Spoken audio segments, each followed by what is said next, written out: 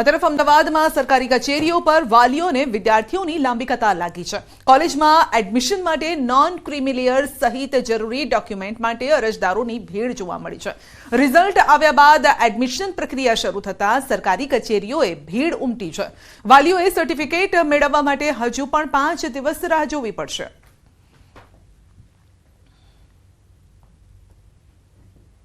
दसमा અને 12મા ધોરણનું રિઝલ્ટ આવી ચૂક્યું છે ત્યારે અમદાવાદ શહેરની સરકારી ચાવડીઓમાં ખાસ કરીને લોકોની ભીડ જોવા મળી રહી છે। વિદ્યાર્થીઓ સાથે વાલીઓ અત્યારે ખાસ કરીને સરકારી ચાવડીમાં સૌથી વધારે જોવા મળી રહ્યા છે। આ પાર્ટીઓ કચેરી ખાતે આવેલી સરકારી ચાવડીને જોઈ રહ્યા છો કે જ્યાં લોકો છે બપોરના 12 વાગે પણ ખાસ કરીને સર્ટિફિકેટ મેળવવા માટે અને ડોક્યુમેન્ટ જમા કરાવવા માટે લાઇનમાં ઊભા છે।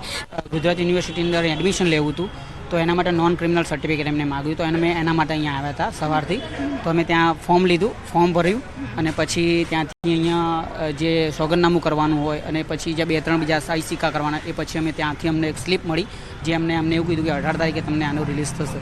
કારણ કે હવે અમે આ સર્ટિફિકેટ જ્યારે આવશે પછી અમે આના તમામ ડોક્યુમેન્ટ્સ ત્યાં અમે સાયબર કેફેમાં અંદર આપીશું। બિલકુલ, તો સરકારી જે દસ્તાવેજ છે અને તેમની સાથે ખાસ કરીને વાત કરવામાં આવે તો પ્રમાણપત્ર છે તો જલ્દી મળી જાય તેવું તો અનેક પરિવારો છે તેઓ ઈચ્છી રહ્યા છે। ખાસ કરીને અમદાવાદ શહેરની અંદર અલગ અલગ વિસ્તારની અંદર આ પ્રકારે એડમિશન લેવાની કવાયત શરૂ થઈ ગઈ છે। કોલેજના મેરિટ લિસ્ટની તો વાત બરાબર, પરંતુ તેની માટે જરૂરી તમામ પ્રકારના જે પ્રમાણપત્ર છે તે જલ્દી મળી જાય તેવું તમામ પરિવારોની સરકારને અપીલ છે। કેમેરા પર્સન પંકજ મકવાણા સાથે દીપિકા કુમાર, ન્યૂઝ 18 ગુજરાતી, અમદાવાદ। નવસારીમાં ગ્રીડ નજીકના હાઈવે પર ઓવરબ્રિજના સ્લેબના પોપડા પડ્યા છે। ગ્રીડ સ્થિત મેલડી માતાજીના મંદિર પાસેથી પસાર થતા ઓવરબ્રિજના સ્લેબના પોપડા પડ્યા। ઓવરબ્રિજ નીચેથી હજારો વાહનોની અવરજવર છે પરંતુ કોઈ જાનહાનિ નથી નોંધાઈ। સમગ્ર ઘટનાના પગલે ગ્રામ્ય પોલીસ દ્વારા બેરિકેડ મૂકી લોકોને ત્યાંથી પસાર થતા અટકાવવાની કામગીરી હાથ ધરાઈ છે।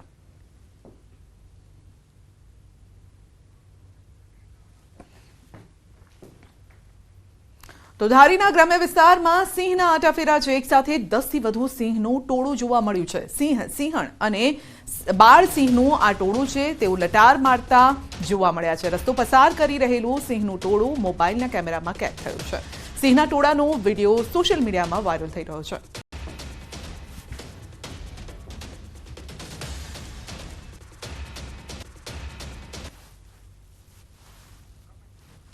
તો વિડીયો સોશિયલ મીડિયામાં વાયરલ થઈ રહ્યો છે। સિંહનું ટોળું જોવા મળી રહ્યું છે। એક સાથે આટલા બધા સિંહ કદાચ તમે ક્યારેય નહીં જોયા હોય, તેમાં બાળ સિંહ પણ છે।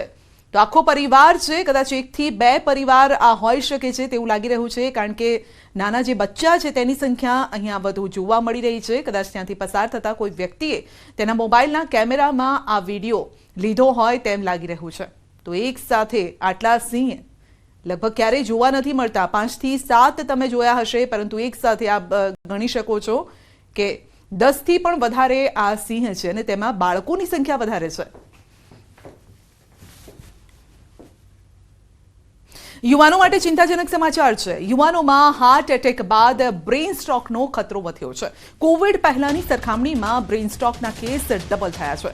યુવાનોમાં અગાઉ 15% જેટલા કેસ નોંધાયા હતા, જે વધીને હવે 30% થયા છે અને યુવાનોમાં બ્રેઇન સ્ટ્રોકના વધતા કેસ ચિંતાજનક છે। યુવાનોમાં હવે હાર્ટ સ્ટ્રોક બાદ બ્રેઇન સ્ટ્રોકનો પણ ખતરો છે। નાની વયે બ્રેઇન સ્ટ્રોક તબીબો માટે પણ ચિંતાનો વિષય છે।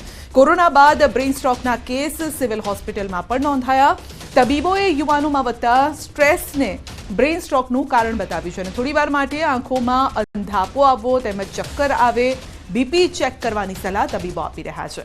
ઉપરાંત જેને બીપીની સમસ્યા હોય તેને બીપીની દવાઓ ફરજિયાત લેવાનું તબીબ કહી રહ્યા છે।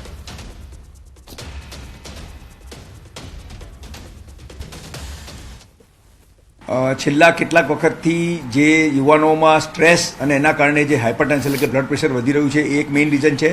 બીજું રીઝન છે બેઠાડું લાઇફસ્ટાઇલ અને જંક ફૂડ, એના કારણે કોલેસ્ટ્રોલ તમારો વધતો જાય છે અને એક્સરસાઇઝનો અભાવ। આ બધાના કારણે શું થાય કે બ્રેઇનમાં જે તમને લોહી સપ્લાય કરતી હોય એ નળીઓ સાંકડી થાય અને એના કારણે જો બ્રેઇનને ડેમેજ થાય એને બ્રેઇન સ્ટ્રોક કહેવાય અને આ કિસ્સા વધવાના આ મેઇન રીઝન છે।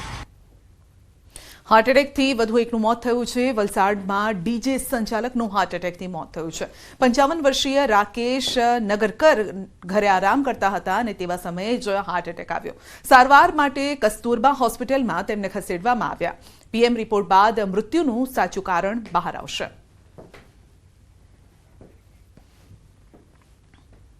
કરમસદમાં MGVCL કચેરીમાં તોડફોડ થઈ છે. વીજ પુરવઠો ખોરવાતા મોગરી ગામના ગ્રાહકો રોષે ભરાયા છે. MGVCL કચેરીમાં ટોળાએ કરી છે તોડફોડ. ઓપરેટર અને સિક્યુરિટીને મારી નાખવાની ધમકી પણ આપી છે. તો પવનને લઈ વાયર તૂટી જતા વીજ પુરવઠો ખોરવાયો હતો. વિદ્યાનગર પોલીસે ગુનો દાખલ કરવા માટે તજવીજ પણ હાથ ધરી છે.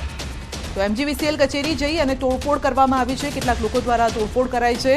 વીજ પુરવઠો ખોરવાયો હતો. ગામમાં વીજળી ન હતી. જોકે છેલ્લા 2 દિવસમાં જોરદાર પવન ફૂંકાયો અને જેના કારણે વીજ વાયર તૂટી ગયા હતા.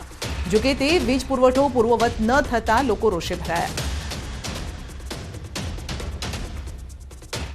વલસાડના હાલર કોળીવાડમાં આવેલા શિવમ રેસિડેન્સી એપાર્ટમેન્ટના નીચે પાર્કિંગમાં વહેલી સવારે આગ લાગી હતી. જોકે સમય સૂચકતાથી બિલ્ડિંગમાં રહેતા તમામ લોકો તાત્કાલિક એપાર્ટમેન્ટની બહાર નીકળી ગયા, જેના કારણે વાહનોને તેઓએ દૂર કર્યા હતા. બનાવની જાણ થતાં ફાયર વીજ વિભાગની ટીમ પણ સ્થળ પર પહોંચી આગ પર કાબુ મેળવાયો હતો અને સાથે જ મોટી દુર્ઘટના ટળી છે. મીટરમાં શોર્ટ સર્કિટના કારણે આગ ફાટી નીકળતા તમામ મીટર બળીને ખાખ થઈ ગયા.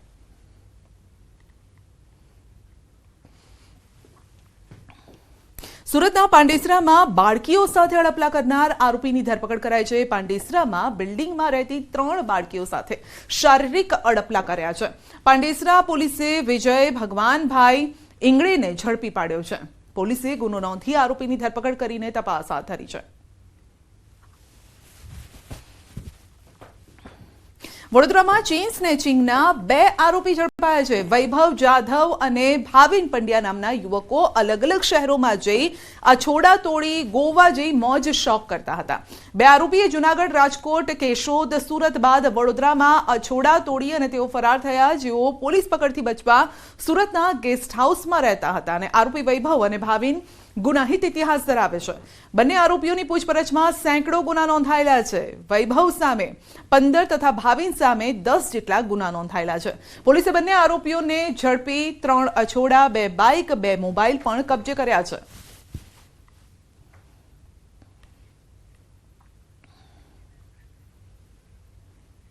આમ તો દરેક જગ્યાએ દેવી દેવતાઓના મંદિર બનાવવામાં આવતા હોય છે, પરંતુ અમદાવાદમાં એક પરિવારે માતા પિતાનું મંદિર બનાવ્યું છે.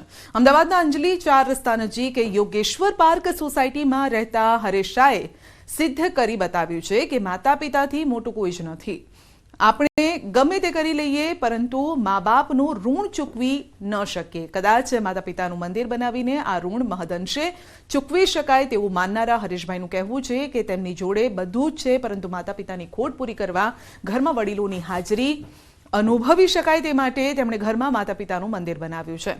હરેશ શાહે મા બાપની સેવા અને મહત્વ સમજાવતી મશાલ કાયમ કરી છે.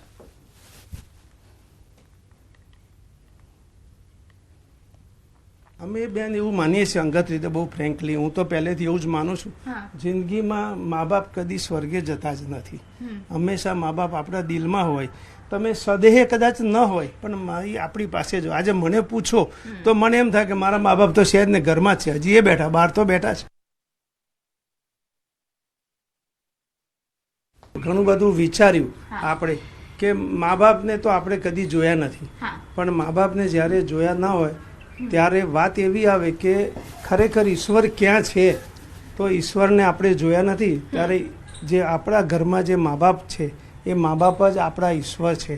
એ ઈશ્વર સ્વરૂપ મા બાપને આપણે કેવી રીતના કંઈક આપણે કશુંક એમને કશુંક આપી શકીએ, કે કાં તો એમના માટે સમાજમાં કંઈક એવું ઉચ્ચ સ્થાન બનાવી શકીએ, એવો વિચાર કરીને એક આ મા બાપનું મંદિર બનાવવાનો અમે વિચાર કર્યો. બુલેટિનમાં આગળ વધીશું નાનકડા બ્રેક બાદ.